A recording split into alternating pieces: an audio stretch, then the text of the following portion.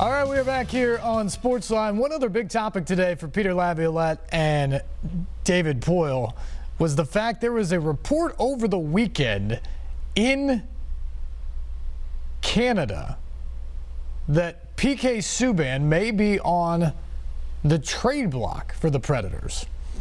And that seems preposterous to most people who cover the team. It certainly was news to me. And nobody I know who's really around the team thought much of it or any of the parts of it that he might be a problem guy in the locker room or doesn't fit in with system or any part of that. But we asked about it today at the press conference, and David Poile kind of chuckled. Peter Laviolette said he's getting traded. Where? And I think that's all you needed to know, is that they have no desire to do that. And that PK Subban is a huge part of this team, maybe one of the best players for this team throughout the playoff run this season and, frankly, last season in the playoffs as well.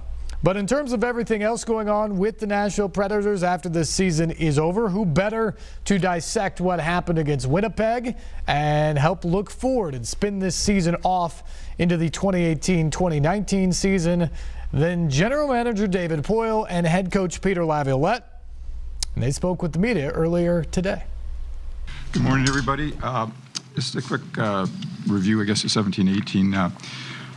We set out with our goals to make the playoffs and to get home ice advantage. Second part of that goal was obviously to improve and to be a better team than we were in 16-17, to get deeper and to get better. I think we did that by signing Nick Bonino in the offseason as a free agent, a player that had won a couple of Stanley Cups. We signed Alexei Emelin to supplement the loss of Ryan Ellis for the first part of the season. We made a very significant trade in November to get Kyle Turris at center ice. Near the trading deadline, we brought back Mike Fisher as a player and for his leadership, and we made a deal for Ryan Hartman at the trading deadline. So I think we did get deeper. I think we got better, and I think we saw the results by the regular season. The regular season was our best. We won our division for the first time. We won the conference for the first time, and we had the most points in team history, and we won the President's Trophy. It was a special regular season, both for our team and some individuals, or some individual recognition for Pekka being nominated for the Vezina and PK for the Norris Trophy. The playoffs has often been referred to as the second season, and what I guess that means is it's different than the regular season. Our first round against Colorado, we were successful, but it was not easy. There probably was a little bit of lack of consistency as we played Colorado. When we got to Winnipeg, I think this was a series that we all anticipated was going to be there for us on our route to try to win the Stanley Cup. It was a battle between the two best teams in the National Hockey League, the two highest point getters in the regular season. And just quickly breaking down the series, in Game 1, really thought we could have had a different outcome. We lost 3-1, but the shots were 48-18 in our favor. Game 3 leaves a big mark because we led 3-0 after the first period and didn't win that game.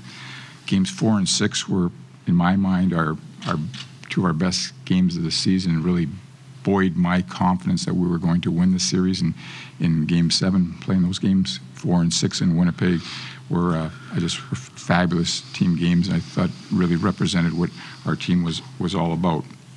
Having said that, at the end of the result, we lost 3 home games, which is so disappointing because we fought so hard to get that home ice advantage. And in a nutshell, for me, I just don't think we quite had the consistency that we had in the regular season in the playoffs.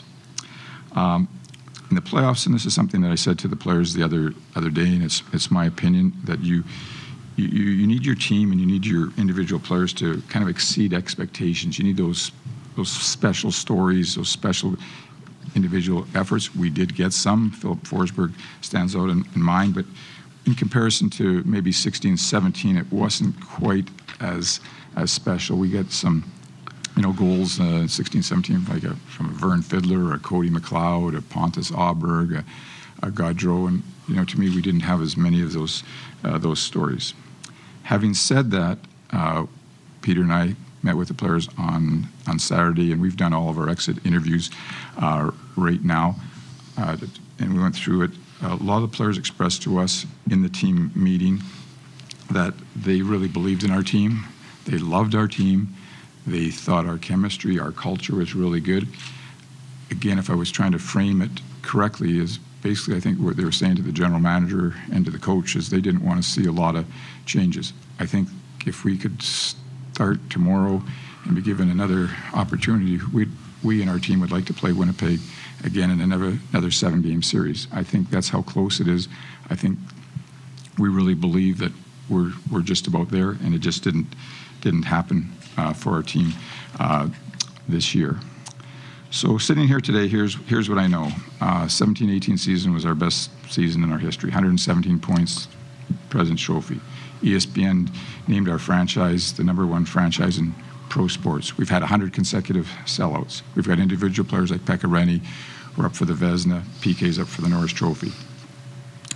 As we look forward to the 18-19 season, we have 19 players signed. We have 3 restricted free agents who are Mikko Salamäki, Ryan Hartman, and Jussi Saros. We have a very good team. We still have room for growth and improvement within our team, and specifically this team. I'm very comfortable going into next season with the core of players that we presently have. That would be our goaltending and Pekka and Saros. I think 7 of our 8 defensemen will be back, probably with the exception of Alexei Emlin, and we'll have 13 returning forwards. That would be with the exception of Mike Fisher and Scott Hartnell. As I said, that I don't think we'll have many changes, but there's always changes. I mean, nobody comes back exactly with the same team, but our nucleus is solid, and we will learn from this disappointment as we prepare for 18-19. Okay, Kevin handed out a little sheet to everybody here. Just a couple of miscellaneous things for me is that we have 8 players that are heading to the World's Championship. I look at this as a real positive that our guys didn't get enough and that they're that competitive and they want to play. Oftentimes, since I do a lot of work with USA Hockey, a lot of these players just don't go or don't want to go. I'm looking at this as a positive. So for Sweden, we have Philip Forsberg, Victor Arvidsson, and Mattias Ekholm are playing for them. For the Swiss, Roman Josi and Kevin Fiala. For Canada, Kyle Turris. For Finland, Eli Tolvanen. And for the U.S., Nick Bonino. Just a couple of notes here. Mike Fisher, I guess I'm sitting here for the second time acknowledging his retirement. I think it was such a special thing for our team and our franchise to have Mike come back and play for us this year. I thought he did extremely well. It's unbelievable for a guy that didn't play all year. I thought he did a great job, and I think in the playoffs, Peter, your use of Mike in the 4th line, he just did a fantastic job. So I really hope that we see Mike a lot around Bridgestone Arena, and hopefully with our franchise, he and his family do so much, have done so much for hockey, specifically for Mike, but so much for the community of Nashville. So I hope that Mike Fisher is seen around here a lot. We told Scott Hartnell that we would not be offering him a contract. Again, another special place in our history for Scott as a first-round pick back when he was 18, and now at age 36. I think he did a really good job for us this year, coming in, the leadership, maturity. He's always an exciting player both on and off the ice because he does so much physically with how he plays and verbally with how he talks, and he was an important player for our team. And the third player is probably Alexei Emlin, who I've just talked to briefly. I need to talk to his agent, but I believe that we'll probably be going in a different direction there. Injuries that we're always don't talk about, and in the playoffs, Mike Fisher had a meniscus. He probably would have been able to come back and play in the final round if we got there. Probably the worst injury that we had, and you probably saw this by the fact that he was in and out of the lineup, was Kalle Järnkrok. He had a shoulder injury. He'll be fine. He just needs time, but it never got to be anywhere near 100%. And I think as we talked a little bit organization, that injury really hurt. He was a key part of our team, and he could just never get back to 100% in his health and probably his effectiveness as a player. We have one operation in the off season. That will be Ryan Hartman, who has a labral tear in his shoulder. That's like a 4 to 5 month recovery. He should be back. We're looking at this September.